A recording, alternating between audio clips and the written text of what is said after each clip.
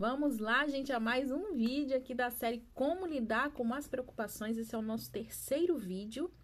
E se esses vídeos estão fazendo sentido para você, eu peço que você comente aí embaixo, né? Comenta aí para mim se tá fazendo sentido ou se o que eu tô falando não faz nenhum sentido. Nesse terceiro vídeo, eu vou falar sobre o nosso esforço de tentar controlar as preocupações.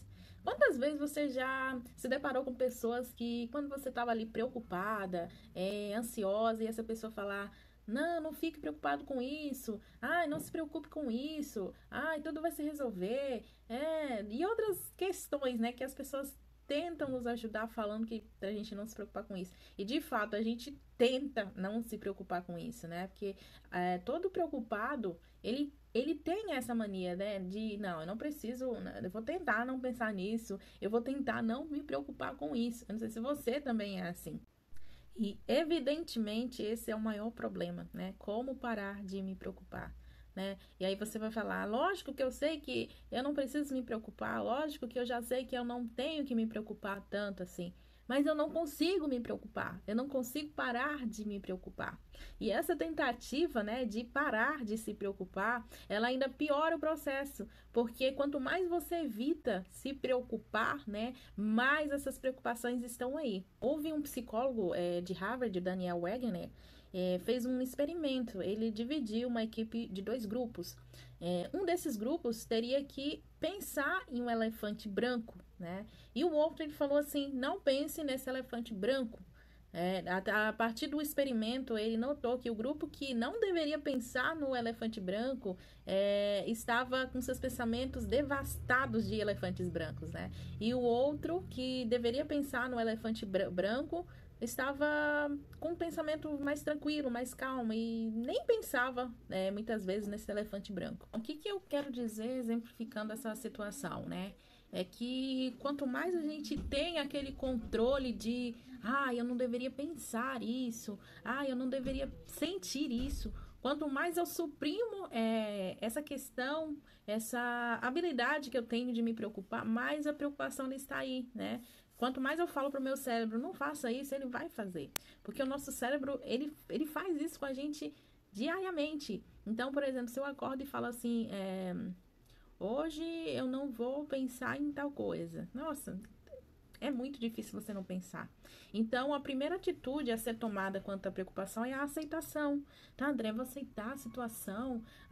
Não, a aceitação que eu quero falar aqui é aquela aceitação não passiva. E um dos vícios, né, eu tenho falado isso aqui no Instagram, um dos vícios, né, de pessoas preocupadas é querer estar no controle do futuro, né? E a gente sabe que o futuro é incerto, né? Eu sei que às vezes falar é fácil e fazer é o que é o difícil, mas se você colocar isso na sua cabeça de que quanto mais você se organiza para o seu futuro, não é errado se organizar. Eu acho que a gente tem sim que organizar. O problema é que muitas vezes a gente acaba sofrendo por um futuro que às vezes é incerto, né? Em caso de sofrimento, que você avalie, né? Se realmente é benéfico você procurar a certeza do futuro, né? Procurar saber a resposta lá na frente. Não sei se vocês já perceberam com vocês, né? Mas pelo menos comigo é assim, que quanto mais eu quero estar no controle, que quanto mais eu quero ter certeza do meu futuro, que quanto mais eu procure respostas, né? Mais ansiosa eu vou ficar, porque às vezes eu não vou ter isso na minha mão. Então, essa decisão sua de aceitar a preocupação, ela é benéfica, né? Não adianta a gente negar a preocupação. A gente precisa aceitar ela como algo que é nosso, que é inerente nosso, né? Mas se colocar com uma postura de observador. Tudo que a gente foca se expande. Eu tenho falado isso com os meus pacientes. Tudo que a gente foca demais expande. Então, uma das metas, né, para vencer as preocupações é você focar no seu presente. Por exemplo, eu focar no que eu estou fazendo, eu focar na conversa de um amigo, de um familiar, eu focar em tudo que está acontecendo ao meu redor, seja o barulho dos pássaros, seja a própria temperatura do ambiente, seja o seu corpo, né? Seja você existindo no mundo e seja os seus pensamentos, né? Eu acho que quando você coloca assim em posição de observador, é como se você estivesse observando um desfile, né? Olha, lá vai o desfile lá dos meus pensamentos, ó, pensamento tal passando ali, preocupação tal passando ali, ó, eu acho que é mais leve, né? A gente vive uma vida assim mais leve quando a gente coloca assim numa posição de observador. E para ilustrar uma boa ideia quanto às preocupações, né? Eu não estou falando aqui de negar a preocupação, mas de entender como é que elas acontecem, né? E que se a gente focar muito naquela preocupação que às vezes não é nem real, lembra do vídeo que eu falei sobre preocupações improdutivas e produtivas? E lembra das armadilhas? A partir do momento que você entender se sua preocupação ela está produtiva ou improdutiva, ou em que armadilha mental você se encontra, você se torna consciente, né, das suas preocupações e você não vai deixar elas influenciar negativamente, mas positivamente. Por exemplo, se eu pedir para você entrar na máquina do tempo e visitar o seu eu no futuro, você pode perguntar para ele como que você se sentirá depois de tal evento ter ocorrido, né? Se de fato tal evento ocorreu. E se eu te perguntar sobre o que você se preocupou há um ano atrás, há 6 meses atrás, você vai conseguir lembrar?